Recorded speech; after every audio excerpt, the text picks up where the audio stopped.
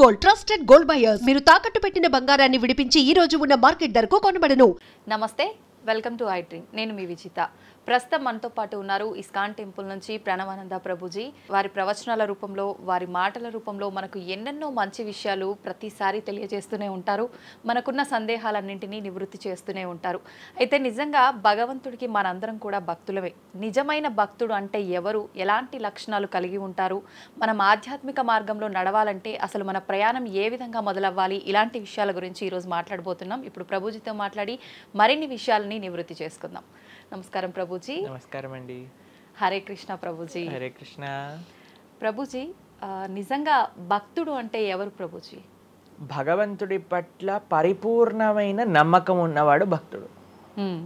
సుఖాలు వచ్చినా, దుఃఖాలు వచ్చినా, అవమానాలు వచ్చినా, పొగడతలు వచ్చినా, మన జీవితంలో ఏ సిచ్యువేషన్ వచ్చినా సరే మనం భగవంతుణ్ణి ఆశ్రయించి ఆయన పట్ల నమ్మకం ఉన్నవాడు భక్తుడు.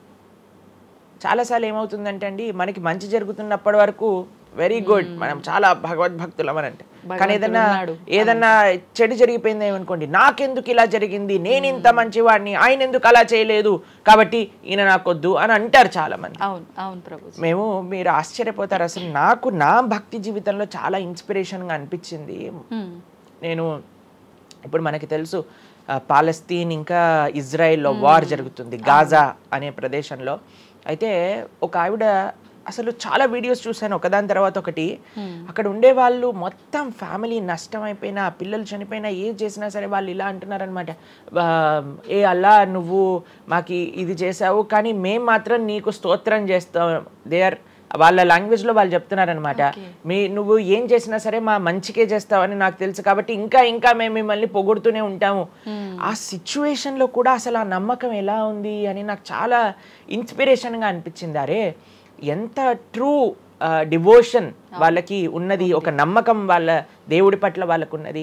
కానీ మనం ఎన్నిసార్లు చాలామంది చూస్తుంటాం. మొన్న నాకు ఎవరో వీడియో పంపించారు, అందులో చెప్తారు, ఒక వెంకటేశ్వర స్వామి ఫోటో ఉంటుందన్నమాట, ఒక ఆవిడ చెప్తారు, ఓయ్ నేను చెప్పింది చేస్తావా లేదా, ఇంకో దేవుడిని తీసుకొచ్చి పెట్టేయాలనా అని అంటుందన్నమాట. అయితే నేను చూసి ఆశ్చర్యపోయాను అనమాట. మనకి ఎందుకు ఇలాంటి ఫేత్, ఇలాంటి నమ్మకం ఎందుకు లేదు? ఎప్పుడైతే మనం ఎంతైతే మనకి ఇన్వెస్ట్మెంట్ చేస్తామో అంతే రిటర్న్ వస్తుంది కదండి. అలానే మన నమ్మకం, మాన అపమానాలు, ఇవి సుఖ దుఃఖాలు, ఇవన్నీ ప్రపంచంలో ఒక భాగం అండి. ఇదంతా జీవితంలో ఒక భాగం. అందుకే మన సనాతన సంస్కృతిలో ఎప్పుడు మంచే ఉంటుంది అని చెప్పారు. అందుకే ఈ ఉగాది పచ్చడి, మన నూతన సంవత్సరం ప్రారంభమైనప్పుడు షడ్రుజోపేతం కదండి, చెప్పుకున్నాం. కాబట్టి ప్రతి ఒక్కటి కొద్దిగా అది కావాలి, కొద్దిగా ఇది కావాలి. కానీ మనం ఏం చేస్తామంటే, ఎవరికైతే అచంచల విశ్వాసం ఉంటుందో భగవంతుడి పట్ల, స్వామి నువ్వేం చేసినా నా మంచే చేస్తావు అనేవాడు నిజమైన భక్తుడు. కాబట్టి ఎక్కడి నుంచైనా ఆ విశ్వాసం, ఆ శ్రద్ధ కానీ మనం నేర్చుకోగలిగితే ఇట్ ఈస్ ఎక్స్ట్రీమ్లీ వండర్ఫుల్ అనమాట. ఆ శ్రద్ధ, స్వామి నువ్వు ఏం చేసినా సరే నేను నిన్నే కొలుస్తా, అటువంటి శ్రద్ధ మన దగ్గర ఉండిందండి, మన దగ్గర ఉండింది. మన పూర్వీకులు, రాజులు, మహారాజులు, అసలు మన సంస్కృతి, సిక్కులు ఎవరైతే మనకి వాళ్ళ జీవితాన్ని త్యాగం చేసేసారు వాళ్ళ ధర్మాన్ని కాపాడుకోవడానికి. మనం చూస్తాం. అసలు ఇప్పుడు ఏంటంటే అండి, నాకు అన్నిటికంటే బాధాకరమైన విషయం ఏంటంటే, ఈ ప్రజెంట్ డే యూత్ ఉన్నారు కదా, వాళ్ళకి మన దేశ సంస్కృతి గురించి తెలియదు, మన దేశ హిస్టరీ గురించి తెలియదు, మన కల్చర్ గురించి తెలియదు, మన ఆధ్యాత్మికత గురించి తెలియదు. తెలుసుకోవాలి అనే ప్రయత్నం కూడా చేయట్లేదు. ఎవరు అసలు దేశాన్ని కాపాడాలనుకుంటుంది? అసలు మన పూర్వీకులు మనకి ఎలాంటి సంపత్తిని ఇచ్చారు? ఏవో టీవీలలో వచ్చే చెత్త ప్రోగ్రాములు చూడటము, టైం వేస్ట్ చేసేయటము. ఇప్పుడు మాకు చెప్తున్నారు, ఎవరో బిగ్ బాస్ అనేదో ప్రోగ్రామ్ వస్తుందట. జనాలందరూ అసలు ఏమొస్తుంది చెప్పండి? మన జీవితంలో ఏదైనా మార్పు కలగలిచ్చా? మనకి లేదు.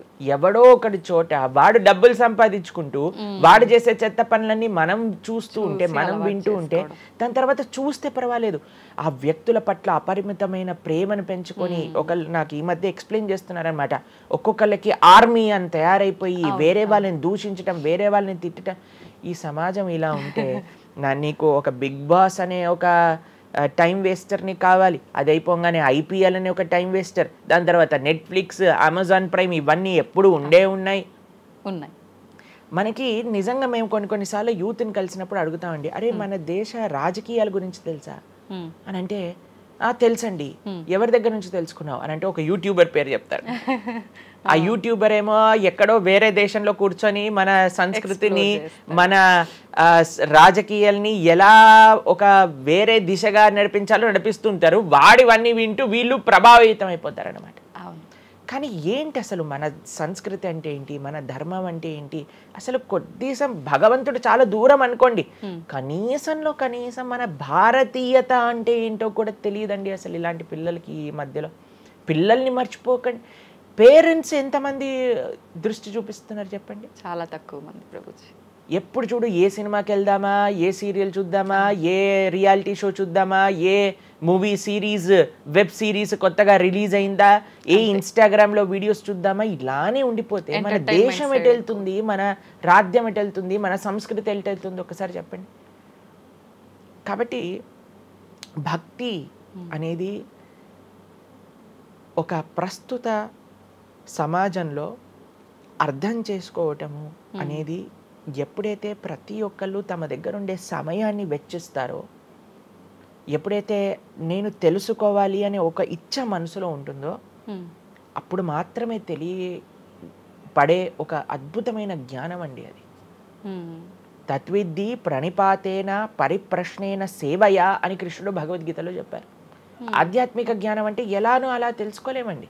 దానికి సమయాన్ని వెచ్చించాలి, దానికి ఇంట్రెస్ట్ మన లోపల కలిగి సమయాన్ని తీసుకోవాలి. అరే మనకి బిగ్ బాస్ 210లో ఉన్నంత ఇంట్రెస్ట్ టైం, ఐపీఎల్ మ్యాచ్లలో చూడడానికి ఇంట్రెస్ట్ టైం, వెబ్ సిరీస్లు చూడడానికి ఉన్న ఇంట్రెస్ట్ టైం, ఒక గీతా భాగవతం వినడానికి మనం టైం పెడుతున్నామా? లేదు, అసలు అట్లాంటి ఆలోచనే రావట్లేదు కదా. మరి భక్తి అంటే ఏంటి, భగవంతుడు అంటే ఏంటి, భగవంతుడు మనకి ఏం చేస్తున్నాడు, ఇవన్నిటికీ సమయం వెచ్చించాలి కదండి. కాబట్టి అందుకే మనం ఎప్పుడు చెప్పేది, ఒక భక్తుడు అనేవాడు అన్నిటికంటే అదృష్టవంతుడు ఎవరికైతే భగవంతుడి యొక్క కృప అనుభవంలోకి వస్తుందో. అటువంటి అనుభవం కానీ మనం పొందాలి అని అనుకుంటే మనం సమయాన్ని కేటాయించాలి. ఇది చాలా ముఖ్యమైన విషయం. అయితే మనం ఆధ్యాత్మిక ప్రయాణం మొదలు పెట్టాలి అంటే ముందుగా చేయాల్సిన పని, మొట్టమొదటి అడుగు ఆధ్యాత్మిక ప్రయాణం ముందు పెట్టాలి అని అంటే ఇన్స్టాగ్రామ్, వాట్సాప్ని తగ్గించాలి. ఓకే. ఇంతకు ముందు ఏకాదశి, ఇప్పుడు రేపు ఏకాదశి ఉపవాసం అంటే నిర్జల ఉపవాసం అని లేదా పలాహార ఉపవాసం అని అది చెప్తారు. కొన్ని సంవత్సరాలు అయిపోయాక ఉపవాసం అని అంటే కనీసం ఈ రోజైనా ఫోన్ చూడొద్దు అని చెప్పే రోజులు కూడా వస్తాయేమో అనిపిస్తుంది. ఎందుకంటే ప్రతిసారి కూడా అడిక్టెడ్ జనాలందరూ కూడా వాట్సాప్ వీడియోలు, స్టేటస్లు, ఇన్స్టాగ్రామ్, యూట్యూబ్, టీవీ వీటితో అడిక్ట్ అయిపోయి ఎంత సమయాన్ని వెచ్చిస్తున్నారు. అసలు మీరు అన్నట్టుగా జపం చేయడానికి అడుగురా అంటే జపం చేయడానికి సమయం లేదంటారు, వాట్సాప్ స్టేటస్ మాత్రం చూడడానికి సమయం ఉంటుంది. ఎంత విచిత్రం చెప్పండి. కాబట్టి మనము చాలా జాగ్రత్తగా మొట్టమొదటి అడుగు ఏంటి అని అంటే మనం చెయ్యకూడని విషయాలు పక్కన పెట్టడం. ఏంటి? అక్కర్లేని విషయాలు వినటం, అక్కర్లేని విషయాలు మాట్లాడటం, అక్కర్లేని విషయాల గురించి ఆలోచనలు చేయటం, వీటన్నిటిని పక్కన పెట్టి 4 నియమాలు చెప్పారండి మన శాస్త్రంలో భక్తిలో ముందుకెళ్ళడానికి, ధర్మ మార్గంలో ముందుకెళ్ళడానికి. మద్యం పానం శ్రియాసూన యథా అధర్మశ్చ చతుర్విధం అని భాగవతం చెప్తుంది. 4 రకములైన తప్పుడు అలవాట్లను మనం నిషేధన చెయ్యాలట. ఏంటి ఆ 4? మద్యము అని అంటే మద్యాన్ని సేవించటం, ఎనీ టైప్ ఆఫ్ ఇంటాక్సికేషన్ అని అనుకోండి, సిగరెట్లు కానీ, మందు కానీ, గుట్కా, మానిక్ చంద్, పాన్, ఇంకేమంటారు టొబాకో, ఇవన్నీ డ్రగ్స్, ఇవన్నీ అసలు చెప్తూ ఉంటే మిగతా ఎనీ కైండ్ ఆఫ్ ఇంటాక్సికేషన్ దీన్ని పక్కన పెట్టాలి. ఓకే, మనం భక్తి మార్గంలో ముందుకెళ్ళాలి అని అంటే చెప్తున్నాను. 2 మద్యం పానం శ్రియ అసూన.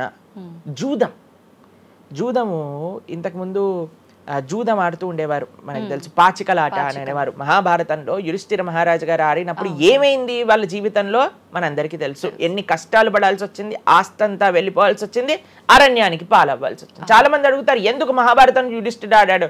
ఆయన ఆడి చూపించారు, అయ్యా ఆడితే ఈ పని అవుతుంది. ఎగ్జాంపుల్ సెట్ చేయడానికి ఆయన చేశారు. సరే, ఆయన చేసింది తప్ప కదా, ఆయన ఏం అనుభవించారో తెలుసు కదండి, మనం ఎందుకు చెయ్యాలి ఆ పని? ఇప్పుడు జూదం యొక్క విపరీతమైన కాన్సిక్వెన్సెస్ తెలుసా అండి. ఇప్పుడు బెట్టింగ్ గేమ్లని, ఐపీఎల్ మ్యాచెస్ కి బెట్టింగ్స్ అని, లేదా ఏది వస్తే దానిపైన బెట్టింగ్లు పెట్టడం, అవి ఇవి ఎన్ని అప్లికేషన్స్ తయారైపోయి ఎన్ని ఒక యువతని ఒక తప్పుడు మార్గంలో పెట్టడానికి అసలు మాకు అప్పుడప్పుడు మేము యూట్యూబ్ చూస్తాం కదండి ప్రవచనాలు వినడానికి, మా గురువు గారి ప్రవచనాలు వినడానికి మేము చూస్తుంటాం అనమాట. అప్పుడు వస్తుంది రమ్మీ సర్కిల్ అని యాడ్ వస్తుంది అనమాట. ఇప్పుడు పేరు చెప్తున్నారు ఎందుకు ప్రభుజీ అని మీరు అనుకోవచ్చు. ఎందుకంటే పెద్ద పెద్ద సినిమా యాక్టర్స్ వాళ్ళు ప్రమోట్ చేసేది రమ్మీ సర్కిల్ అని, మాణిక్ చంద్ కంపెనీస్ని, గుట్కాలని, తర్వాత ఏవైతే అన్హెల్దీ ప్రోడక్ట్స్ కోక్ ఇలాంటివి ఏవైతే సాఫ్ట్ డ్రింక్స్ కూల్ డ్రింక్స్ ఉంటాయో వాటిని మీరు ఒక్కసారి ఆలోచన చేయండి. వాళ్ళు నిజమైన శ్రేయోభిలాషులా మనకి ఒక్కసారి ఆలోచన చేస్తే మనకు అర్థమవుతుందని. మొత్తం ఒక దగ్గర ప్రపంచం అంతా ఇవి తప్పు, ఇవి మీకు మంచిది కాదు అని మొత్తుకుంటుంటే మీరు ఎవరైతే మీరు హీరోయిన్ నా రోల్ మోడల్ అని అనుకుంటున్నారో వాడు మీకు నేర్పించేది ఏంటి అని అంటే, నువ్వు ఈ పేకాట ఆడు, నువ్వు గుట్కా తిను, నువ్వు కూల్ డ్రింక్ తాగు, నీ జీవితం ఏమైనా మాకు పర్వాలేదు. మేము ఎక్కడికి వెళ్ళినా నోరు నొప్పొచ్చేటట్టు అరిచి చెప్తున్నా, అయ్యా ఇవి మంచిది కాదు, మీరు మంచి మార్గంలో ఉండండి, ఆరోగ్యాన్ని జాగ్రత్తగా పెట్టుకోండి, మనసు జాగ్రత్తగా ఉండండి, ధర్మాన్ని ఆచరణ చేయండి అని మేము చెప్తుంటే, కానీ జనాలకి వీటిల్లో ఇంట్రెస్ట్ లేదు. వీళ్ళకి నా రోల్ మోడల్ వాళ్ళు, నా రోల్ మోడల్ ఇది అని ప్రొద్దు నుంచి రాత్రి దాకా ఇన్స్టాగ్రామ్లో చూడటం, వాళ్ళగా మాట్లాడటం, వాళ్ళగా వస్త్రాలు వేసుకోవటం, వాళ్ళలాగా మేము కూడా వాళ్ళలాగా అవ్వాలి అని అనుకుంటే వాళ్ళు ఏం నేర్పిస్తున్నారు మీకు ఒక్కసారి ఆలోచన చేయండి. ఎంతమంది దేశంలో ఉండే యువత మొత్తం కూడా తప్పుడు మార్గంలోకి వెళ్తే మన భారతదేశ భవిష్యత్తు ఏం కావాలో ఒకసారి చెప్పండి. కాబట్టి ఫస్ట్ ఏమన్నా మనం ఇంటాక్సికేషన్, సెకండ్ గ్యాంబ్లింగ్ అని అంటారు, జూదం, ఏ ప్రకారమైన జూదమైనా సరే దాన్ని పక్కన పెట్టాలి. మూడవది మాంసాహారాన్ని సేవించటం, ప్రాణిహింస చెయ్యకూడదు, భగవద్భక్తి మార్గంలో ముందుకెళ్ళాలి, భగవంతుని తెలుసుకోవాలి అని అంటే మనం లాస్ట్ టైం దీని గురించి మాట్లాడుకున్నాం, మనం ఎక్స్ప్లెయిన్ చేసాం అనమాట క్లియర్గా ఎందుకు మనం మాంసాహారాన్ని స్వీకరించకూడదు అని. అది భౌతికంగా మనకి మంచిది కాదు, ఆరోగ్యరీత్యా మంచిది కాదు, ఎమోషనల్గా మంచిది కాదు, ఎన్వైరన్మెంటల్గా మంచిది కాదు, స్పిరిచువల్గా మనకి మంచిది కాదు అని ఈ రీజన్స్ అన్ని చెప్పాం. అయితే నిన్నటి రోజున మాకు ఆ వీడియో పంపించారనమాట. సరే ఏమున్నాయి అబ్బా కమెంట్స్లో అని చదువుతుంటే చాలా మంది అన్నారు, రోజు ఈ వీడియో చూడటం వల్ల మేము మాంసాహారం తినటం మానేసాము, మాకు క్లారిటీ వచ్చిందని చాలా కమెంట్స్ ఉన్నాయి. కొంతమంది ఏం రాశారు తెలుసా అండి, మరి ప్లాంట్స్కి, మరి ఆకుకూరలకి, తర్వాత మనం పండించే మొక్కలకు కూడా ప్రాణం ఉంది కదా అని. మీకు ఒక విషయం చెప్తాను, చాలా మంది ఈ ఆర్గ్యుమెంట్స్ చెప్తారండి, నాన్ వెజిటేరియన్ మానేసేయండి అని అంటే, మరి మీరు జీవహింస చేయట్లేదా, మీరు కూడా మొక్కల్ని కట్ చేస్తున్నారు కదా అని అడుగుతారు. ఇప్పుడు దానికి 2-3 విషయాలు మీకు ప్రస్తావన చేస్తాను. ఒకటి, మీరు పాలకూరని, గోంగూరని, తోటకూరని కొయ్యడానికి వెళ్ళినప్పుడు అది గట్టిగా అరుస్తూ చంపేయకు నన్ను, ఏదో ఒక రక్తం కారటం, అది ఇలా గార్లో ఎగరటం, ఇలాంటివి చేస్తుందా అండి? లేదు. ఎప్పుడైనా మీరు ఆపిల్ పండుని కొయ్యడానికి వెళ్ళినప్పుడు ఆపిల్ పండుని ఇలా అనగానే దాంట్లో నుంచి రక్తం చెట్టులో నుంచి దారాలుగా కారుతుంటుందా అండి? అదేమైనా గట్టిగా అరుస్తుందా అని కొంతమంది అంటారు, అది అరుస్తుంది మనకి వినిపించదు. మనకి ఒకసారి అర్థం చేసుకోవాలి, ఒక ప్రాణికి, ఒక వెల్ డెవలప్డ్ కాన్షియస్నెస్ ఉన్న వ్యక్తికి, లేదా ఒక పర్సనాలిటీకి, లేదా ఒక ప్రాణికి, లేదా ఒక ప్లాంట్కి ఏంటి వ్యత్యాసము అనేది మనం తెలుసుకోవాలి.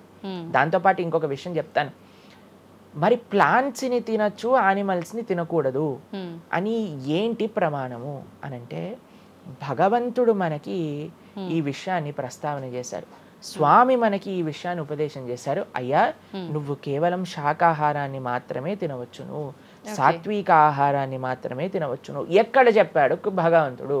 పత్రం పుష్పం ఫలం తోయం యోమే భక్త ప్రయశ్చతి. పత్రం పుష్పం ఫలం తోయం, నువ్వు ఫలములను, తర్వాత ఆకులను, నీటిని, పాలను, వీటితో సంబంధించినవి ఏవైనా సరే తయారు చేయొచ్చు, భగవంతుడికి నివేదన చేయొచ్చు, స్వీకరించవచ్చు. కాబట్టి మన శాస్త్రములు దేన్నైతే యాక్సెప్ట్ చేశాయి, ఇప్పుడు చెప్పాయనుకోండి, సరే ఈ ప్లాంట్స్లలో కూడా ప్రాణం ఉందయ్యా, ప్లాంట్స్ కూడా తినకు అని అంటే ఏం చేస్తామండి? గాలిని పీల్చుకుంటామా? సన్లైట్తో బతుకుతామా మనం ఏమన్నా ప్లాంట్స్ బతికినట్టుగా? ఏదో ఒకటి కావాలి కదా ఆహారం. కాబట్టి అన్నిటికంటే లీస్ట్ హింస, అహింస అంటే అన్నిటికంటే లీస్ట్ హింస ఎక్కడ ఉంటుందో అది. కాబట్టి మనకి శాస్త్రం ఆమోదన చేసింది, నువ్వు ఈ ఏవైతే హర్బివోరస్ అని అంటారు చూడండి, ఏవైతే పశుపక్షాదులు కాకుండా ఏవైతే మొక్కలు ఉంటాయో, ఏవైతే ధాన్యం ఉంటుందో, ఏదైతే ఫలములు ఉంటుందో దాన్ని స్వీకరించు అని. తర్వాత రెండో ఆర్గ్యుమెంట్ ఏం చేస్తారో తెలుసా అండి, నాన్ వెజిటేరియన్ అనగానే మనం కానీ తినకపోతే వాటి పాపులేషన్ మొత్తం పెరిగిపోయి పెరిగిపోయి పెరిగిపోయి పెరిగిపోయి మనల్ని చంపేస్తుంది. అయ్యా నువ్వొక్కడివి మారటం చేత ఏమీ అవ్వదు. అవును, మొత్తం మారిపోదు. ప్రపంచం ఎలా వెళ్తుందో కొంతమంది మూర్ఖులు ఉంటారు, ఎంత చెప్పినా మారని వాళ్ళు వాళ్ళ పని చేసుకొని ఇవ్వండి అంతే. భగవంతుడు బ్యాలెన్స్ ని తయారు చేశారండి, ఆ భగవంతుడు ఆ బ్యాలెన్స్ ని క్రియేట్ చేస్తారు. నువ్వు ఆ ధర్మాన్ని ఆచరించకుండా ఉండు. కాబట్టి 3 చూసాం ఏంటి, మద్యం, పానం, శ్రియ, సూన. ఒకటి intoxication, gambling, meet eating. Last Prabhuji ఒక చిన్న డౌట్, ఇప్పుడు మాంసాహారం తినొద్దు మన శాస్త్రంలో ఎక్కడ తినమని చెప్పలేదు అని అన్నారు కదా, మరి గ్రామ దేవతలకి కోళ్ళు మేకలు ఇలాంటివన్నీ బలిస్తుంటారు కదా, మరి అది ఎక్కడ ఉంది అసలు? మీరు అమ్మవారిని జగన్మాత అని పిలుస్తారు తెలుసా? మీరు ఎప్పుడైనా అంటారా? అమ్మ అంటారు అంతేనా? ఒక తల్లికి, ఒక తల్లితనంలో మీరు కూడా మదర్ కదండి, మీ పిల్లలకి ఏదైనా ఒక చిన్న బాధ కలిగితే మీరు ఓర్చుకోగలుగుతారా చెప్పండి? అస్సలంటే అసలు అలాంటి ప్రస్తావనే తేయకూడదు ప్రభుజీ అని అంటారు. అవును అంతేనా కదా? మరి జగన్మాత అని మనం అంటున్నప్పుడు ఆ జగత్తుకి తల్లి, జగత్తు మొత్తం అని అంటే ఆ పక్షి ఆ ప్రాణి కూడా అదే జగత్తులో పుట్టిందే కదా, అంటే ఆ ప్రాణికి కూడా ఆవిడే కదా తల్లి. ఆ తల్లి ముందు మనం ఇలాంటి పనులు చేస్తే అమ్మకి నచ్చుతుందా నచ్చదా చెప్పండి? నచ్చదు. కాబట్టి ఇవన్నీ ఎక్కడొచ్చాయి అని అంటే మధ్యలో ఎక్కడో ఒక చోట కొన్ని తప్పుడు ఆచరణలన్నీ కూడా మన లోపలికి దూసుకొచ్చేసాయి అన్నమాట. కానీ బలి అనేది ఎప్పుడు ఇవ్వకూడదు. సాత్వికమైన ఆరాధన అన్నిటికంటే శ్రేష్టమైన ఆరాధన. ఈ బలులు ఇవ్వటం వీటన్నిటిని తామసిక ఆరాధన అని అంటారు. కాబట్టి మనము ఎంతైతే మీరు బలి అంటే ఏంటో తెలుసా అండి, ఏదో ఒకటి సమర్పణ చేయటము. సమర్పణ చేయటాన్ని, దాంట్లో ప్రాణిని సమర్పణ చేయటం కంటే మనకుండే అహంకారాన్ని సమర్పణ చేస్తే అమ్మవారు ఇంకా ఆనందిస్తారు. మన దగ్గర ఉండే దంభాన్ని సమర్పణ చేసేస్తే, బలిచ్చేస్తే ఇంకా ఆనందంగా ఉంటారు. దంభము అని అంటే గర్వం. అహంకారము, దంభము, ఈ రెండిట్లో వ్యత్యాసం ఏంటో తెలుసా అండి? గర్వము అని అంటే మనం చేసిన దానికి మనం గర్వపడటం అనమాట. నేనే చేశాను, నా అంతటి వాడు లేడు. దంభము అంటే చెయ్యని దానికి కూడా గర్వపడటం. కాబట్టి మనకుండే అభిమానాన్ని, మనకుండే ఆ లోభాన్ని, వీటన్నిటిని అమ్మవారికి సమర్పణ చేయండి, ఇంకా మంచి, ఇంకా ఆనందిస్తారు. అందుకే మనం తల నీలాలు ఇస్తాం. చాలా మందికి తెలియదు అసలు దేవుడు ఏం చేసుకుంటాడండి మన జుట్టుని, డాండ్రఫ్ తోటి ఉన్న జుట్టుని. దేవుడికి ఎందుకు సమర్పణ చేయాలి మనం తల నీలాలు అని అంటే, అయ్యా నేను జుట్టు ఉంటే ఎప్పుడు కూడా ఇలా ఇలా ఇలా హెయిర్ స్టైలింగ్ చేసుకుంటూ నేనేదో చాలా హ్యాండ్సమ్ మ్యాన్, చాలా హ్యాండ్సమ్ ఉమెన్ అనుకుంటూ ఉంటారు కదా అందరు కూడా. అయ్యా నా యొక్క ఆ సెల్ఫ్ కాన్షియస్నెస్ ని సమర్పణ చేస్తున్నా నీ దగ్గర. మనం గుడికి వెళ్ళి కొబ్బరికాయ కొడతాం. కొబ్బరికాయ ఎందుకు కొడతామండి? మనం కూడా అలాంటి హార్టెడ్ వ్యక్తులం అనమాట. మనకు కూడా ఆ గర్వంతో మనం కూడా అంత పైన ఉండే షెల్ ఉంటుంది కదా, ఎంత హార్డ్గా ఉంటుంది. కానీ ఎప్పుడైతే అది పలగొట్టేస్తామో అప్పుడు లోపల మంచి తీయటి నీరు మనకి దొరుకుతుంది. కొబ్బరి ఎంత స్వీట్గా ఉంటుంది, అది మనకు కలుగుతుంది. మన హృదయంలో ఆ సున్నితమైన భావాలు ఉన్నాయి, కానీ మనకుండే అజ్ఞానము, మనకుండే అహంకారం, మనకుండే అవిద్య దాన్ని ఆపేస్తుంది. అందుకే భగవంతుడి ముందు, స్వామి నీ ముందు నా అహంకారాన్ని సమర్పణ చేస్తున్నా అనే భావనతో మనం కొబ్బరికాయ కొట్టాలి. అంతేగాని కొబ్బరికాయ తీసుకెళ్ళి కొట్టేసి నేను ఈరోజు 108 కొబ్బరికాయలు కొట్టాను దేవుడి దగ్గర అనే అహంకారం వచ్చింది అనుకోండి, కొబ్బరికాయ కొట్టడమే వేస్ట్, ఫలితం లేదు. కాబట్టి మనందరం అర్థం చేసుకోవాలి అసలు ఏంటి భావన. బలి అని అంటే ప్రాణి బలి కాదయ్యా, నీ దగ్గర ఉండే చెడు గుణాలను బలి. కాబట్టి ఈ 3 విషయాలు అయిపోయి 4వ విషయం ఏదైతే మనం చేయకూడదో, ఇలిసిట్ సెక్స్ అని అంటారు, వ్యభిచారము అని అంటే పురుషులు స్త్రీలు పురుషులు. నిన్నే ఒకళ్ళు చెప్తున్నారు, ఒక టీవీలో ఒక న్యూస్ వచ్చిందట, one of the most famous యాక్టరో లేదా ఇంకెవరో వాళ్ళ హస్బెండ్ని వేరే స్త్రీలతో పాటు పట్టుకున్నారు అని మాకు ఒక న్యూస్ నిన్న ఒకళ్ళు చెప్తున్నారు అనమాట. అంటే వాళ్ళు ఏం చెప్పారంటే నాకు, ప్రభుజీ సమాజంలో ఇలాంటివి ఎన్నో కేసులు వస్తున్నాయి ప్రభుజీ, ఈ మధ్యలో న్యూస్లో ఇలాంటివి అయితే తరచుగా మనం చూస్తూ ఉన్నాము. కాబట్టి ఈ సమాజం ఎటువైపు వెళ్తుందో తెలియట్లేదు ప్రభుజీ అని అంటే మేము వాళ్ళకి చెప్పాం, సమాజాన్ని ఎందుకు ఇటువైపు నడుస్తుంది అని అంటే మనం చూపించే విషయాలు అలా ఉన్నాయి, చూపించే సినిమాలు అలా ఉన్నాయి, చూపించే సీరియల్ అలా ఉన్నాయి, చూపించే ఆదర్శమైన వ్యక్తులు అలా ఉన్నారు. మనం ఎవరైతే హీరోలు అనుకుంటున్నామో వాళ్ళు ప్రొద్దున లేస్తే విడాకులు తీసుకొని ఇంకొకరిని పెళ్లి చేసుకొని, విడాకులు తీసుకొని ఇంకొకరిని పెళ్లి చేసుకొని, ఇలాంటివి చూస్తుంటే మనం కూడా అది నార్మలైజ్ అయిపోయింది మన భారతీయ సంస్కృతిలో. కానీ ఎక్కడైతే ధర్మం ఉంటుందో, రాముడు ఆదర్శంగా ఉన్న వ్యక్తి ఎప్పుడు అలాంటి తప్పు చేయలేదండి. ఎందుకంటే రాముడు ఏకపత్ని వ్రతుడు. ఎంత కమిట్మెంట్ ఉండాలి భార్య పట్ల, భర్తకు కూడా అలానే అండి. ఇప్పుడు ఒకళ్ళు తప్పు అంటే, ఇప్పుడు చాలా మంది అనుకుంటారు ఇది ఎత్తి పురుషులకే వర్తించింది అని. పురుషులకు ఎంతైతే వర్తిస్తుందో అంతే స్త్రీలకు కూడా వర్తిస్తుంది, స్త్రీలకు ఎంతైతే వర్తిస్తుందో అంతే పురుషులకు కూడా వర్తిస్తుంది. కాబట్టి ఈ 4 చాలా జాగ్రత్తగా ఉండాలి. పరస్త్రీ సంఘము, పరపురుష సంఘం, వీటి నుంచి చాలా జాగ్రత్తగా ఉండాలి. ఈ 4 కానీ మనం ఆచరించగలిగితే మన జీవితంలో, చెయ్యకూడనివి 4, చెయ్యాల్సినవి 4. ఇప్పుడు మనం చెయ్యకూడనివి 4 గురించి విన్నాం కదా. చెయ్యాల్సిన 4 ఏంటో ఒక నిమిషంలో చెప్పేస్తా. మంచి భక్తుల యొక్క సాంగత్యం, మంచి పుస్తకాలు చదవటం, భగవన్నామాన్ని జపం చేయటం, మంచి ఆహారాన్ని స్వీకరించటం. ఈ 4 చేస్తే మనం డైరెక్ట్గా భగవంతుడి యొక్క శ్రీచరణాల దగ్గర ఉంటాం అనమాట. ఓకే, ఇవన్నీ జరగాలి అని అంటే మనం ఆధ్యాత్మికం వైపు మన మనసుని మళ్ళించాలి. మనకి ఆధ్యాత్మికము అవసరము అని మనం తెలుసుకోవాలి. ఎప్పుడైతే తెలుసుకుంటామో మనం సమయాన్ని ఇవ్వగలుగుతాం. ఓకే ప్రభుజీ, జపం అని అంటుంటారు. నిజంగా జపం అంటే ఏంటి ప్రభుజీ? ఏ విధంగా జపం చేయాల్సి ఉంటుంది? జపము మనకి కలియుగంలో తరించడానికి మార్గం. కృతేయ ధ్యాయతో విష్ణుం త్రేతాయాం యజతోమకై ద్వాపరే పరిచర్యాయాం కలో తత్ హరికీర్తనం అని చెప్పారు. భగవంతుడి యొక్క నామ జపం అత్యంత శ్రేష్టమైనది. కృష్ణుడు భగవద్గీతలో ఏం చెప్తారో తెలుసా అండి? అన్నిటికంటే గొప్ప యజ్ఞం, యజ్ఞములలో నేను ఒక యజ్ఞాన్ని అని చెప్తారు. ఏ యజ్ఞం తెలుసా? యజ్ఞానాం జప యజ్ఞోస్మి అని భగవంతుడు చెప్తారు. అన్నిటికంటే గొప్ప యజ్ఞం జపం చేయడం అనమాట. ప్రతిరోజు జపం చేయాలి. మేము ప్రతిరోజు 2 గంటల పాటు జపం చేస్తాం ప్రొద్దున పూట. ఏంటి జపం చేయాలి? భగవన్నామాన్ని జపం చేయాలి. భగవన్నామము అత్యంత సులభంగా మనల్ని భగవంతుడి యొక్క కృపని తెచ్చిపెడుతుంది, భగవంతుడి యొక్క రియలైజేషన్ మనకిస్తుంది అనమాట. అందుకే హరిర్నామ హరిర్నామ హరిర్నామేవ కేవలం కలోర్ నాస్తేవ నాస్తేవ నాస్తేవ గతిరన్యదా అని చెప్పారు. అన్నిటికంటే శ్రేష్టమైనది ఎటువంటి రూల్స్ అండ్ రెగ్యులేషన్స్. ఇప్పుడు కొంతమంది అనుకుంటారు జపం అంటే చాలా రూల్స్ ఉండాలి, అది చేయాలి ఇది చేయాలి అని. ఏం లేదు, చక్కగా శుచిగా ఉండండి, శుభ్రంగా ఉండండి, భగవంతుడి ముందు దీపం పెట్టండి, కూర్చోండి, ఒక జపమాల పట్టుకోండి. హరే కృష్ణ కృష్ణ కృష్ణ హరే హరే, హరే రామ రామ రామ హరే హరే. సింపుల్ మంత్రం, ఎవరైనా చేయొచ్చు, ఎటువంటి కాంప్లికేషన్స్ లేదు. ఏ స్థితిలో ఏ అవస్థలో ఉన్న వాళ్ళైనా సరే చక్కగా జపం చేయొచ్చు. ఎటువంటి నియమాలు లేదు. ఎప్పుడైనా సరే చక్కగా భగవన్ నామానికి నియమం లేదు, మంత్రాలకి నియమాలు ఉన్నాయి, కానీ ఇది భగవన్ నామం. ఇటువంటి నామాన్ని కానీ మనం హరినామం అని అంటారు దీన్ని. ఈ హరినామాన్ని కానీ చక్కగా జపం చేయగలిగితే మనకి బ్రహ్మాండమైన ఫలితాలు, ఆ భగవంతుడి యొక్క కృప మనం ఎక్స్పీరియన్స్ చేయగలుగుతాం మన జీవితంలో. ఇప్పుడు మీరు చూడండి, నోట్లు ఎప్పుడైనా మనం లెక్క పెట్టామనుకోండి, ఎలా లెక్క పెడతారు తెలుసా? ఇలా 1 2 3 4 5 6 7 8 9 10 అని లెక్క పెడతారు, అంతేనా? ఏదైతే నోట్లు లెక్క పెట్టేటప్పుడు ఎప్పుడు మనం బయటికి లెక్క పెడతాం, ఎందుకంటే ఇది ఎప్పుడు బయటికి వెళ్ళేదే. కానీ జపం చేసినప్పుడు ఎలా లెక్క పెడతారో తెలుసా అండి? మీరు జపం చేస్తుంటే హరే కృష్ణ కృష్ణ కృష్ణ హరే హరే, హరే రామ రామ రామ హరే హరే అని లోపలికి అంటాం మాలని.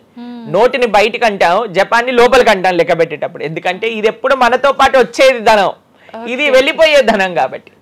కాబట్టి శాశ్వతంగా మన లోపలతో వచ్చే ధనం, జన్మాంతరాలకు కూడా మనల్ని ఉద్ధరింపజేసే ధనం ఏదన్నా ఉంటే అది భగవన్నామ జపం. నిజంగా ఎంత మంచి మాట ప్రభుజీ. అసలు ఈ లాజిక్ అర్థమే కాలేదు ఎప్పుడు మాకు. మీరు చెప్పేదాకా ఇంత లాజిక్ ఉంది అని అనిపించలే. చాలా మంచిగా చెప్పాము. ప్రతి ఒక్కళ్ళు చిన్న పిల్లల నుంచి, మా దాంట్లో మా గ్రూప్ లో మీరు చూస్తే చిన్న పిల్లల నుంచి వృద్ధుల వరకు అందరు జపం చేస్తారు. అంతెందుకండి, మీరు చూస్తారు హరే కృష్ణ భక్తులు దేశ విదేశాల నుంచి ఉన్న వాళ్ళందరూ జపమాల పట్టుకొని జపం చేసే వాళ్ళని మనం చూడట్లేదు. కాబట్టి మనకి ఎందుకు జపం రాదు? టైం వస్తుంది, టైం ఉంది. ఎక్కడెక్కడ టైం వేస్ట్ చేస్తున్నామో తెలుసుకుంటే ఎక్కడ దాన్ని యూటిలైజ్ చేయాలో తెలుస్తుంది.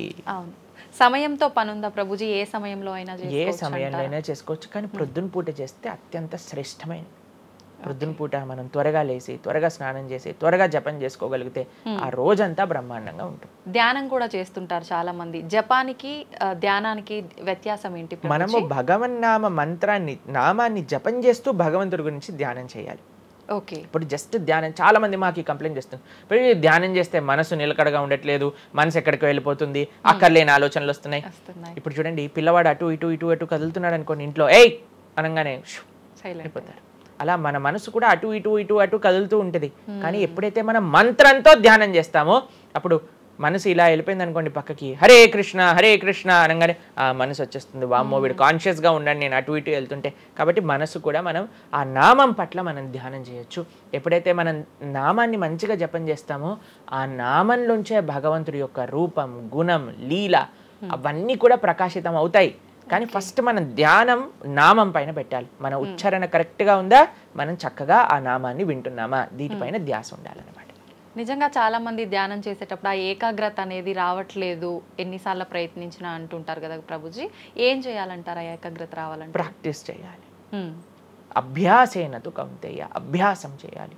ఇదేదో చాలా మంది ఏం చేస్తారు తెలుసా అండి, ప్రభుజీ నేను 3 రోజుల నుంచి జపం చేస్తున్నా కానీ నాకు ఆ రుచి కలగట్లేదు. అయ్యా 300 కోట్ల జన్మలు తీసుకున్నాం మనము, ఆ జన్మాంతరాల్లో ఉండే వాసనలు ఉన్నాయి కదా, కొద్దిగైనా మనం సమయం ఇవ్వాలి భగవంతుడి యొక్క నామం. ఇప్పుడు మురికి పట్టిన ఒక క్లాత్ ఉందనుకోండి, ఇంకులో ముంచేసిన క్లాత్ ఉందనుకోండి, దాన్ని ఇచ్చాను అనుకోండి, ఇప్పుడు ఒక్క ఉతుకుల్లో పోతుందా ఇంకంతా? ఒక ఉతుకు తర్వాత ఇంకో ఉతుకు తర్వాత ఇంకో కొద్దిగా వెళ్తూ ఉంటుంది, కొద్దిగా వెళ్తూ ఉంటుంది.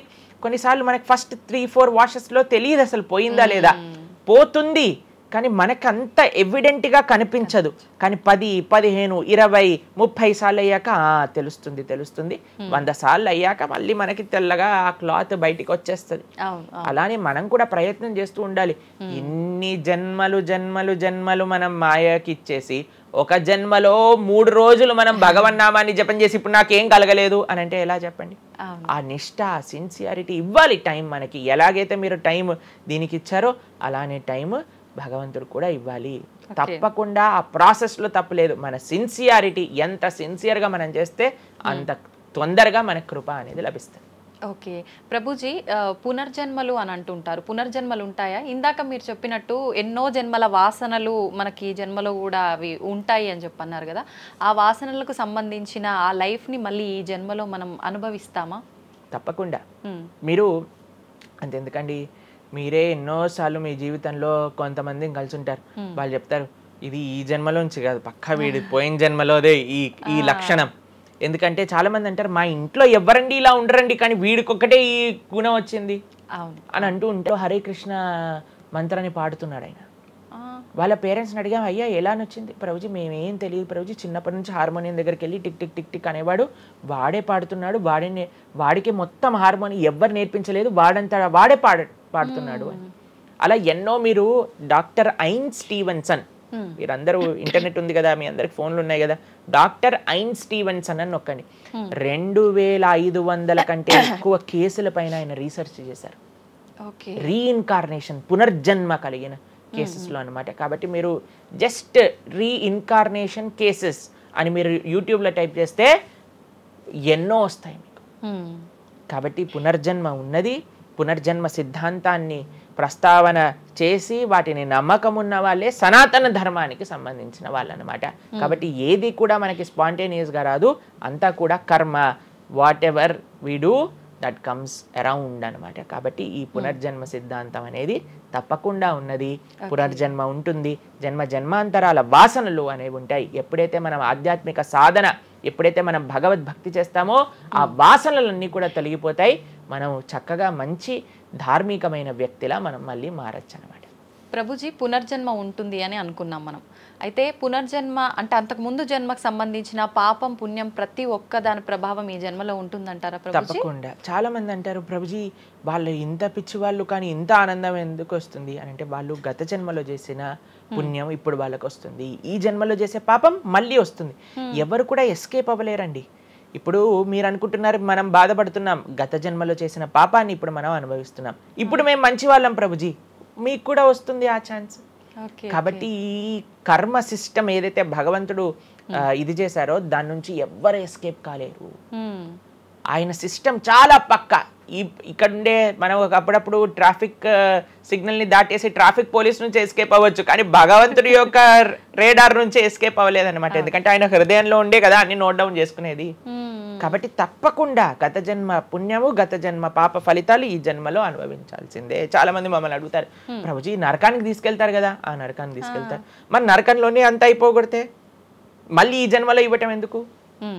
ఇన్స్టాల్మెంట్లో వస్తాయి, ఈఎంఐస్ కింద కట్టాల్సి వస్తుంది అనమాట మన ఫలితాన్ని. కొద్దిగా నరకంలో, కొద్దిగా ఈ జన్మలో, మళ్ళీ వచ్చే జన్మ. ఒకటేసారి ఆ యొక్క ఫలితాన్ని కానీ ఇచ్చేస్తే మనం తట్టుకోలేము. కాబట్టి భగవంతుడి యొక్క కృప నిజంగా చెప్పాలంటే ఇన్స్టాల్మెంట్స్ లో వచ్చేది. ఇప్పుడు చూడండి, ఒకసారి 10 కోట్లు కట్టాలి అంటే అది ఈజీయా, లేదా ఇన్స్టాల్మెంట్ లో కట్టాలంటే ఈజీయా? అందుకే కదండి అందరు ఈఎంఐలు కావాలండి. అలానే పుణ్యం, అలానే పాపం కూడా. కొద్దిగా స్వర్గంలో అనుభవించు, కొద్దిగా ఇప్పుడు అనుభవించు, మళ్ళీ నెక్స్ట్ జన్మలో అనుభవించు. అది తప్పదు, ప్రతి ఒక్కళ్ళు అనుభవించాల్సిందే. లేకపోతే చెప్పండి, అసలు ఈ జన్మలో ఎందుకు కొంతమంది కష్టాలు అనుభవిస్తున్నారు? కొంతమందికి పుట్టుక నుంచే కష్టం వస్తుంది, కొంతమంది కొన్ని డిఫెక్ట్స్ తో పుడతారు. ఎందుకు? If God is equal to everybody, then why did God create different people differently అని అంటే భగవంతుడు తయారు చేయలే, భగవంతుడు ఇనిషియేట్ చేశారు ఆ సిస్టమ్ని. దాంట్లో మనం ఏ విధంగా చేస్తే ఆ కర్మ ద్వారా అలా మనం పుట్టవలసి వస్తుంది. కానీ మనము పాస్ట్ గురించి చింత, అయ్యో ఎన్ని పాపాలు చేశానో నాకు ఇది వస్తుంది, దీని గురించి చింత చేయకండి. అయ్యా నేను ఫ్యూచర్లో ఇది చేసి నేను ఇలా చేయబోతుంది, దాని గురించి ఇప్పుడు నీ దగ్గర సమయం ఉంటే నువ్వు ఇప్పుడు ధర్మాచరణ చెయ్యి, ఇప్పుడు భగవంతుడిని ఆశ్రయించు, ఇప్పుడు ధార్మికంగా ఉండు. భగవంతుడు దాన్ని దీన్ని రెండింటినీ తీసేస్తారా, ఆయన యొక్క లోకానికి మనం వెళ్ళవచ్చు. కాబట్టి భగవంతుడు అదే చెప్పారు, సర్వధర్మాన్ పరిత్యజ్య మామేకం శరణం వ్రజ అహం త్వాం సర్వ పాపేభ్యో మోక్షయిష్యామి మా శుచ. ఇది భగవంతుడు ఇచ్చిన ఒక ఆశ్వాసన భగవద్గీతలో. అన్నిటినీ వదిలిపెట్టేసాయి, అన్ని రకాల చెడు వస్తువుల్ని, అన్ని రకాల మంచి, నువ్వు నాకు శరణు వేరు, నేను నీ పాప పుణ్యాలు మొత్తం తీసేస్తాను. యద్గత్వా నివర్ధంతే తద్ధామ పరమం మమ. భగవంతుడి దగ్గర నుంచి చేరుకున్నాం అనుకోండి, మళ్ళీ ఈ ప్రపంచంలో ఈ యొక్క కష్టాలు ఉండే ఈ నేలపైన మళ్ళీ రావాల్సిన అవసరం లేదు. స్వామితో బ్రహ్మాండంగా స్వామి యొక్క సేవలో సుఖంగా ఉండొచ్చు మనం. ఓకే, అయితే ప్రభుజీ చాలా మంది చెప్తుంటారు అన్ని అనుభవించండి తప్పదు అన్నప్పుడు ఎందుకు భగవంతుని ఆరాధన చెయ్యాలి అని. వాళ్ళందరికీ ఇది మంచి సమాధానం ప్రభుజీ. నిజంగా చాలా మంది ఇదే అంటుంటారు, అంతే కదండి, ఎంత భగవంతుని ఆరాధించినా ఈ కష్టాలు తప్పట్లేదు, అసలు లైఫ్ ఏం చేంజ్ అవ్వట్లేదు, మనశ్శాంతి లేదు, ఎందుకు అసలు ఆరాధించాలని చెప్పి అసలు భగవంతుని పూజించడం కూడా మానేస్తుంటారు. మళ్ళీ ఇప్పుడు ఆపేస్తే మళ్ళీ నెక్స్ట్ ఏంటి అని ఆలోచన చేయాలి. కాబట్టి ఇప్పుడుండే వాటితో మనం ఇది చేసామనుకోండి, ఇంత ధర్మాచరణ కూడా ఆపేశారనుకోండి, ఇంకా ఆ పుణ్య పాప ఖాతాలు అలానే పెరిగిపోతూ ఉంటాయి. కానీ చివరికి వచ్చేది ఈ ప్రపంచంలోకే కదా. కాబట్టి మనకి చెడు చేయటం పనికిరాదు, కేవలం మంచి చేయటం కూడా పనికిరాదు. భగవద్భక్తి అన్నిటికంటే టాప్ మోస్ట్. కాబట్టి మనం ధార్మికంగా ఎంత భగవద్భక్తితో ఉంటే అది మనకి అంత మంచిది. ఓకే ప్రభుజీ, కర్మ సిద్ధాంతం అన్నారు కదా, అసలు కర్మ సిద్ధాంతం అంటే ఏంటి ప్రభుజీ, ఏం చెప్తోంది అసలు? మనం చెయ్యంది మనకి రాదు, మనం చేసింది తప్పకుండా మనకు వస్తుంది. ఇదే కర్మ సిద్ధాంతం. Every action has equal and opposite reaction. Okay okay, ఇలా అయితే ఈ లా ఉందో అదే కర్మ సిద్ధాంతం. అంటే నువ్వు చేసింది ఏదైనా సరే ఆ యొక్క ఫలితం నుంచి తప్పించుకోలేవు. తర్వాత ఏదైతే నువ్వు చేసావో దాని నుంచి తప్పించుకోలేవు. మంచైనా చెడైనా, మొన్న అయింది నీకు ఈ రోజు వస్తుంది, ఈ రోజు చేసిన దానికి రేపు వస్తుంది. ఇదే కర్మ సిద్ధాంతం అంటే. కాబట్టి ఎప్పుడు ఇది మన మనసులో ఉండాలి. అరే ఈ రోజు నాకు ఏదైనా బాధ ఉంటే నేను ఏదో చేశానేమో, కాబట్టి ఏదో చేశాము అయిపోయింది, ఈ రోజు ఈ కష్టం వచ్చింది, కృష్ణ నువ్వు నాకు శక్తినివ్వు ఈ కష్టాన్ని ఎదుర్కోవడానికి. ఇప్పటి నుంచి నేను ఇలానే మంచిగా ఉంటాను, ఎప్పుడూ అధర్మం వైపు వెళ్లకుండా ఉంటాను, స్వామి నువ్వే రక్ష అని ఆ ధర్మ చింతన ముందుకు తీసుకెళ్ళటం. ఇప్పుడు కానీ మనం ఆ ధర్మ సంకల్పం చేసుకుంటండి, రేపటి రోజున మరి చాలా మంది అంటే రేపు ఎవరు చూసారో లేదో, అయ్యా రేపు ఎవరు చూసారో లేదో అని కానీ మీ పిల్లవాడు చెప్పి నేను ఇప్పుడు కష్టపడను, రేపు నాకు ర్యాంక్ వచ్చాక నాకు ప్లేస్మెంట్ వస్తుందో లేదో నాకేం గ్యారంటీ ఉంది కాబట్టి నేను చదవను అన్నాడు అనుకోండి, ఏం చెప్తారు మీరు? నాన్న నువ్వు ప్లేస్మెంట్ గురించి బాధపడకు, ఫస్ట్ నీ కర్తవ్యం చదవటం నువ్వు చదువు, అంతే. దాని తర్వాత నీకు వస్తుంది, నీ జీవితం సెటిల్ అవుతుంది, అంతే కదండి. అంతే మనం కూడా లేదు రేపు ప్రొద్దున ఎవరు చూసారు స్వర్గాన్ని నరకాన్ని, కాబట్టి నేను ఇప్పుడు ధర్మాచరణ చెయ్యను అని అంటే మీ పిల్లవాళ్ళు కూడా ఎక్కడైతే చదవను అని అంటారో అలానే మనం కూడా తయారవుతాం. చాలా మంది అండి పెద్దవాళ్ళు పిల్లలకి మాత్రం మంచి నీతులు చెప్తారు, కానీ వాళ్ళ దగ్గరకు వచ్చేసరికి వాళ్ళు ఆచరించడానికి రెడీగా ఉండరు అనమాట. కాబట్టి మీరు ఒక్క విషయాన్ని ఆలోచించండి, మీరు ఏం చెప్తున్నారో అది మీరు ఫాలో అవుతున్నారా? పెద్దలు ఫాలో అవుతేనే అది పిల్లలు ఆచరిస్తారు, లేకపోతే ఆచరించరు. పిల్లలకి స్కూల్ ఎలానో మనకి భగవంతుడి యొక్క సృష్టి చేసిన ఈ ధర్మం అలాంటిది. కాబట్టి ఈ రెండిట్లో మనం చాలా జాగ్రత్తగా ఉండాలి. ప్రభుజీ, చాలా మంది ఏ పని చేయాలన్నా కూడా ముందు వెనుక ఆలోచించి ప్రతిదీ జ్యోతిష్యాన్ని పట్టి దాని ప్రకారంగానే పనులు చేస్తూ ఉంటారు. నిజంగా జ్యోతిష్యాన్ని నమ్మొచ్చు అంటారా? జ్యోతిష్యం 100% కరెక్టే, కానీ జ్యోతిష్యాన్ని నువ్వెంత సీరియస్గా తీసుకోవాలి అది ఆలోచించాల్సిన విషయం. జ్యోతిష్య శాస్త్రం అది, శాస్త్రం ఎప్పుడూ కూడా కరెక్టే, కానీ మనకి ఎంత అవసరం అది. ప్రతిరోజు ప్రొద్దున లేవంగానే రాశి ఫలాలు ఏమైపోయాయి అని కొంతమంది చదువుతూ ఉంటారు. ప్రతి చిన్న విషయానికి ఈ రోజు ఏమైంది, ఈ రోజు ఎలా ఉంది, ఆ రోజు ఎలా ఉంది, సండే పేపర్లో వచ్చింది, ఇంకా ఈ వారం ఎలా ఉండబోతుంది, ఇవన్నీ నీకు అవసరం లేదయ్యా. నువ్వు ధర్మాచరణ చెయ్యి, భగవంతుడి పట్ల నమ్మకం పెట్టుకో, ఆయన చూసుకుంటాడు. భక్తులు ఎవరు కూడా అలాంటి విషయాలని సీరియస్గా తీసుకోరండి. ఎందుకంటే బృందావనంలో ఒక భక్తులు ఉన్నారనమాట. ఆయన అంటారు, మొత్తం అన్ని గ్రహాలు నీకు అనుకూలంగా ఉండి నువ్వు కృష్ణ భక్తుడివి కానీ అవ్వకపోతే అన్ని గ్రహాలు అనుకూలంగా ఉండి నీకేం లాభం. తర్వాత అంటాడు, అన్ని గ్రహాలు ప్రతికూలంగా ఉండి కానీ నువ్వు కృష్ణ భక్తుడు అయితే ఏవి నిన్ను ఏం చేయలేవు. ఎందుకంటే భగవంతుడు అలాంటి రక్షణ ఇస్తాడనమాట. మనకి భగవంతుడి దగ్గర ఆ శక్తి ఉన్నది. కాబట్టి మనము దేన్ని ఎంత సీరియస్గా తీసుకోవాలి? మనకి కావాల్సినది ఆధ్యాత్మికత, భక్తి.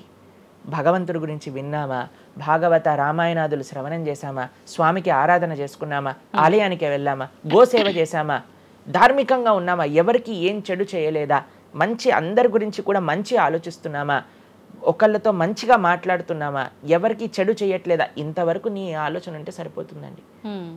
ఈ ధర్మచింతన మనకు కావాలి, అంతేకాని ఏమవుతుంది, నా రాసి ఏంటి, ఇదేంటి. ఇప్పుడు అంత పిచ్చి జనాలకి ఎలా పెరిగిపోయిందంటే, ఒకళ్ళు అంటారు ఈ ఉంగరం పెట్టుకోమంటారు, ఒకళ్ళు అంటారు ఇలా నీ పేరు రాయి అంటారు, ఒకళ్ళు అంటారు నీ పేరులో ఏ ఏ ఏ ఏ ఎక్స్ట్రా రాయమంటారు. ఇవన్నీ ఏంటి మారిపోయాయి. ఇవన్నీ మార్చుకొని నీ ఆచరణ కానీ మారకపోతే, నీ థింకింగ్ కానీ మారకపోతే, నీ ధర్మం పట్ల ఉండే అనిరుక్తి కానీ పెరగకపోతే ఇవన్నీ చేసి ఏం లాభం? కాబట్టి మనం ఎసెన్స్ ఆఫ్ ధర్మ భగవంతుడి ఆరాధన. సవై పుంసాం పరో ధర్మో యతో భక్తిర్ అదోక్షజే. అటువంటి స్వామిని ఆశ్రయించటంలో మన టైం పెట్టాలి, కానీ ఇలాంటి చిన్న చిన్నవి చూసుకోవటం, వీటి కోసం మనం సమయాన్ని వేస్ట్ చేసుకోవటం మంచిది కాదు. జ్యోతిష్యం కరెక్టా?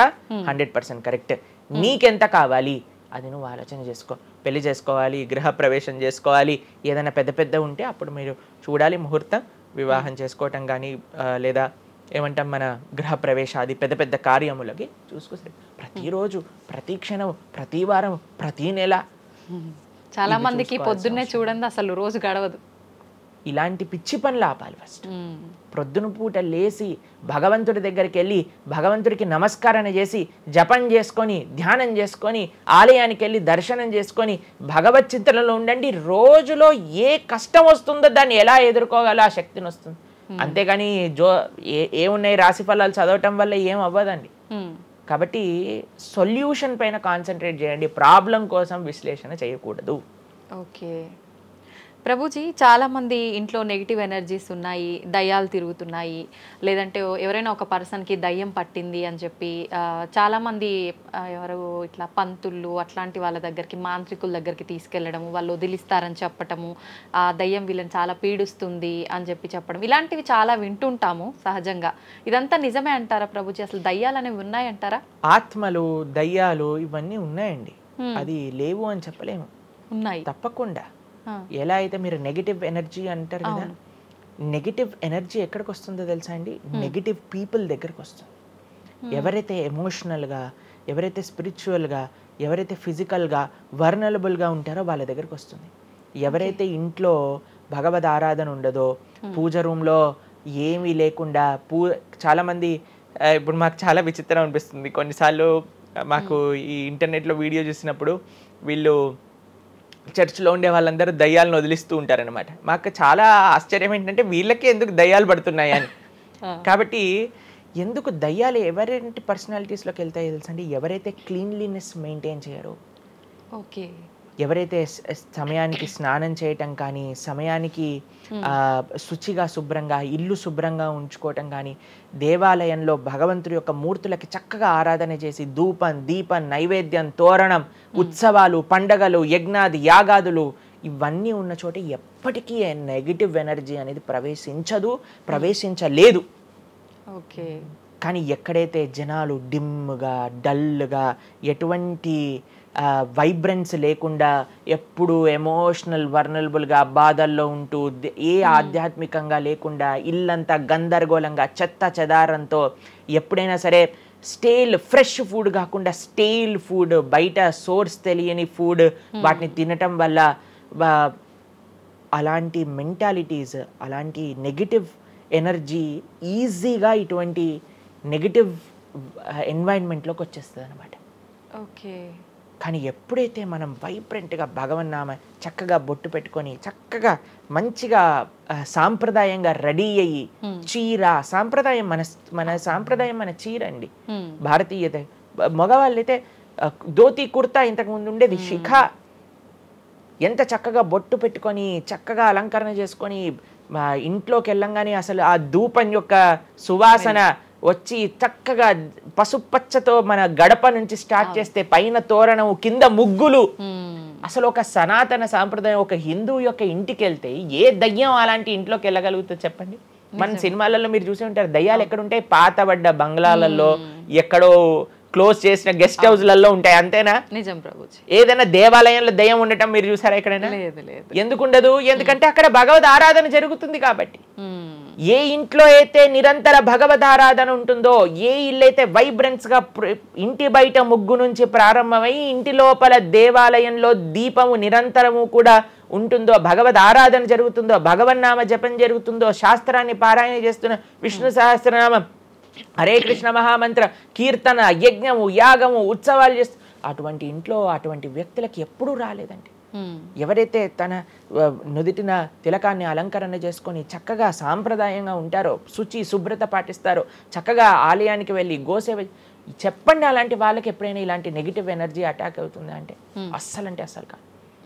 ఎవరైతే గ్లూమీగా డిప్రెస్డ్గా ఏం లేకుండా ఏ వస్త్రాలు పడితే ఆ వస్త్రాలు వేసుకోవటం, దేవుడు కొంతమంది ఆలయంలోకి వెళ్ళామనుకోండి, ఇంట్లో పూజ రూమ్లోకి వెళ్ళామనుకోండి, పండగ నుంచి పండగ మాత్రమే దీపం పెడతారు, లేదా అస్సలు ఆ పూలు అలానే ఉంటాయి 15-20 రోజుల వరకు.